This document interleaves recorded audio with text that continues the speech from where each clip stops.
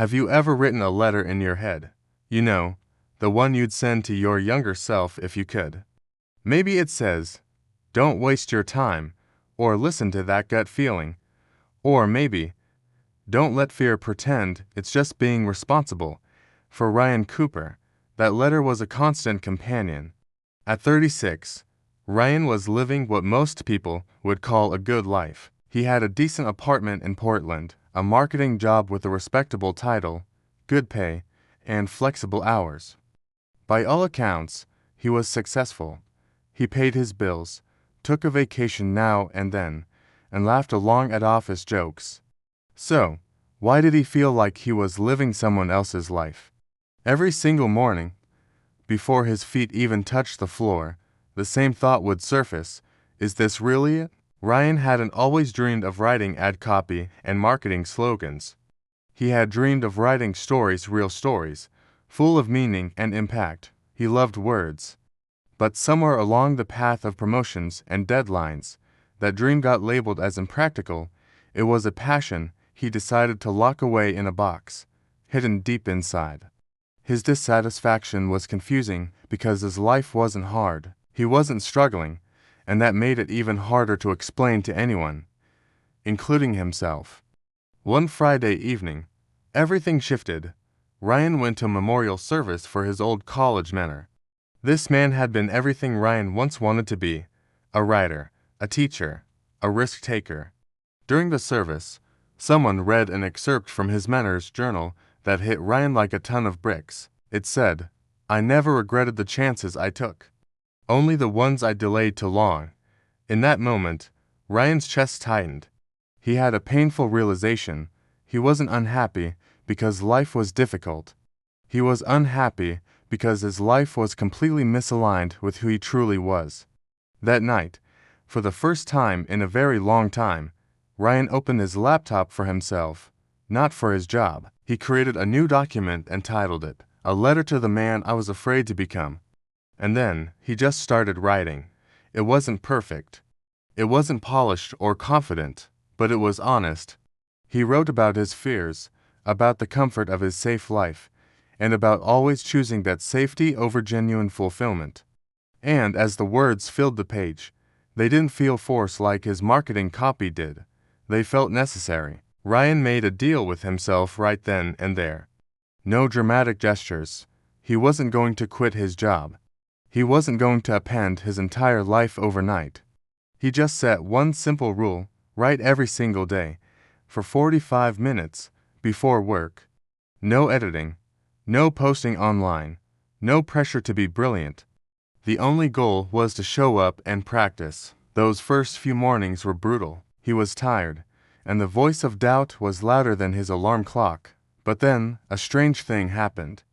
After a couple of weeks, Ryan started to actually look forward to waking up. That pre-dawn quiet, with just him and a blank page, became his sanctuary.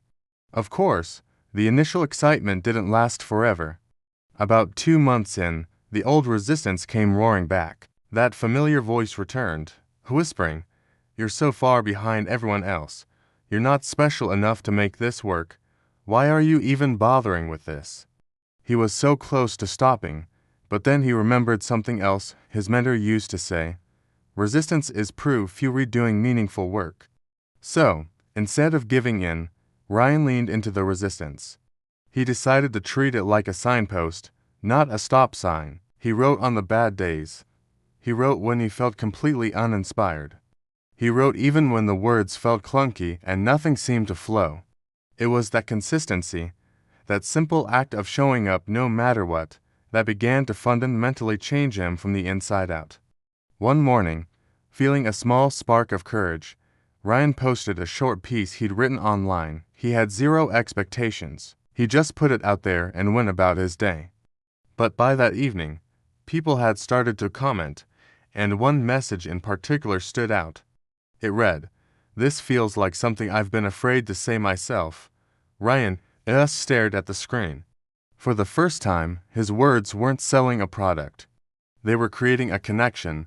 They were making someone else feel seen. That feeling was more rewarding than any marketing campaign he had ever run. Over the next year, Ryan kept writing. He kept showing up for his 45 minutes every morning. And slowly, almost imperceptibly at first, opportunities began to appear. A request to write a guest post for a blog, a small freelance writing gig. His online audience started to grow, one person at a time. It was nothing like an overnight success story. It was a slow, steady build of momentum, brick by brick. Eventually, Ryan found himself at a crossroads. He had to make a decision. He could stay in the comfort and security of his full-time job, or he could take a calculated, controlled risk on himself. The fear was still there, louder than ever in some ways. But this time, something else was there too, clarity. He knew what he had to do. He went to his boss and arranged to reduce his hours at work, freeing up more time and energy for his writing. On his last full-time day at the office, Ryan found that document he had started a year earlier, a letter to the man I was afraid to become. He printed it out and added one final paragraph. It said, "I didn't become fearless. I became honest, and that made all the difference." He folded the letter and put it in his bag. He realized he didn't need to send it to his younger self anymore. He was finally living it. Ryan's story isn't about changing your life by being reckless or irresponsible. It's about changing your life by being relentlessly consistent with what truly matters to you. It's about taking small, daily actions that align with the person you want to become, because the life you want doesn't require anyone's permission. It doesn't require a grand, dramatic moment. It just requires your courage, practice daily. So, if you're carrying a dream that you keep postponing for someday, maybe it's time to start. Write that letter to yourself. Start that small, daily habit. And please, stop waiting for the fear to disappear. It won't, but you can learn to move forward anyway, one honest step at a time. Thanks for watching. If this story resonated with you, consider subscribing for more.